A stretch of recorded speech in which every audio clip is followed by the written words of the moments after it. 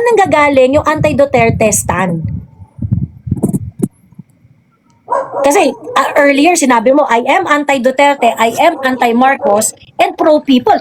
People said, 91%. 91% of the people said they are satisfied with the war on drugs. So, paano ka naging pro-people kung di ka agree dun sa 91% na, uy, safe and secured kami noong presidente si Digong kahit palamura?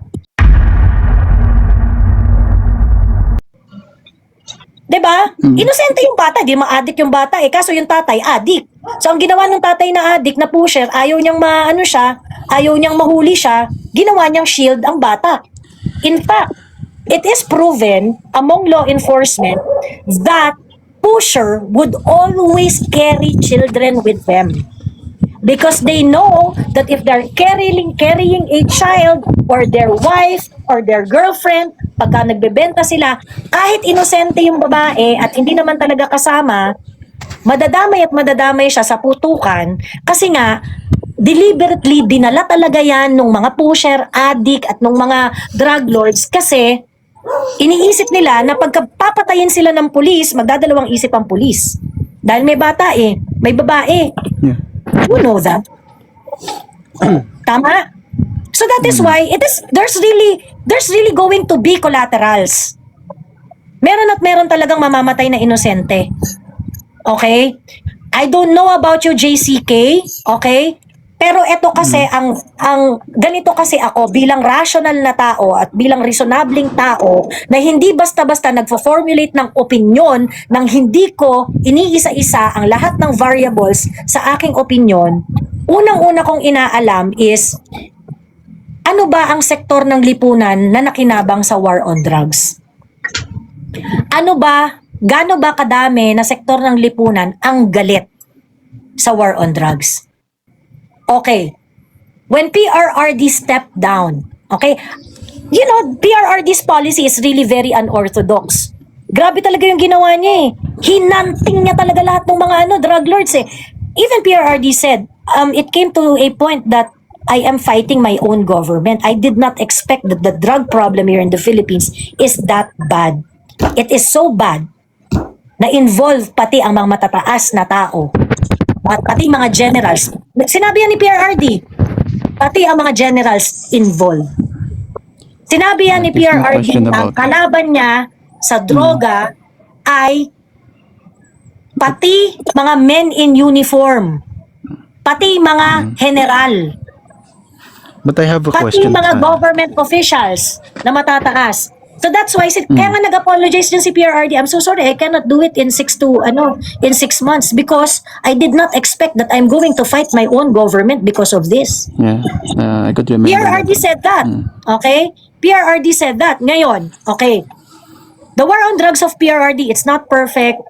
Things could have been better. Maraming mas maganda sanang nagawa. But anyway, what's done is done. But at the end of the day, when PRRD stepped down as a president, the approval and trust rating of PRRD is at 91%.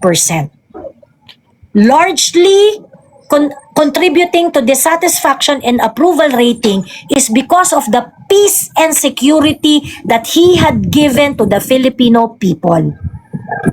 So anong ibig sabihin yan? Siguro may palpak doon sa mga operations, doon sa mga sa implementation ng war on drugs. I'm very sure meron. Kaya nga tayo may Kian de los Santos 'di ba? I'm sure meron. But whatever those palpak, okay? Whatever those palpak that happen, let's charge it to experience and moving forward, let us make sure that things will be better at mabawasan natin yung collaterals natin. But please, JCK, do not overlook the 91% who felt safe and secured in the Philippines, who were satisfied because of the war on drugs. Do not discount the fact na 91% ng tao naligayahan, na-satisfy dun sa war on drugs na yan. Merong 8% na nalungkot, 9% na nalungkot. Actually, parang lang to 5% kasi yung if I remember it correctly, yung 7%, yung 8%, 91, 9. Yung 9% dito is undecided and not satisfied, dissatisfied. So, You have 91% satisfied and approved dun sa ginawa ni PRRD nung 2022 bago siya bumaba. Yung 9% dyan, naghati pa yan sa dalawa. Dissatisfied at saka do not I get know. your point naman. Okay. So ngayon, Can I have a request? eto. Okay, teka lang. Tapusin ko lang yung point ko, JCK. Sorry ha. Medyo mahaba. Tapusin ko lang. Okay. So, sa akin kasi, bilang isang tao na reasonable, I do not want my government to make a policy out of exception. What does that mean? Merong isang palpak na bypass operation. May namatay na 3 bystander doon sa bypass operation. Kawawa naman, honor student pa man din yung tinamaan ng ligaw na bala. Kawawa naman kasi isang tatay na masipag yung namatay. Emerald. It's a sad story and it's really something that, you know, it's really very painful to accept. Okay? And that is really the cost of this. Kagaya nga nung pinag-agrihan natin at the onset, 'di ba? Collaterals really happen. Kahit ano pang enforcement o implementation ng government policy, laging may collaterals. Okay? Ngayon, ako bilang reasonableng tao, of course, I do not want people to suffer. Whether konti yan o marami yan. But in reality, you cannot protect 100%. The job of the government is not to make 100% happy. The job of the government is to protect the welfare of the many. Okay? Bakit? Kasi sa 100% na population mo, maraming anay dyan, maraming kriminal dyan, maraming ano dyan. Ang poprotektahan mo, yung mga honest. Ang poprotektahan mo, yung talagang gusto ng hardworking, honest, at yung nakaka-contribute sa society. Ngayon, yung mga dyan, yung mga hindi masaya dyan, sa 100%, malamang yan yung kriminal. Malamang yan yung mga salot ng lipunan. You do not have to please them. And the government do not really need to please these people because these people are the ones who are going to ruin our country. So, ngayon, ang question ko, JCK, in your case, why do you think it is important to highlight the exception rather than the majority in the case of war on drugs? Well, I think it's important para next time, para mas mapag-isipan yung policy na i-implement natin sa bansa natin kasi gusto naman natin talaga mas close to perfection if possible, di ba? So yun, that's my yung tao na nakapag-serve ng 91% satisfied, we want to hold that person accountable doon sa collaterals, right? Paano tayo mag-i-improve kung ikukulong natin yung mga tao na nakakagawa?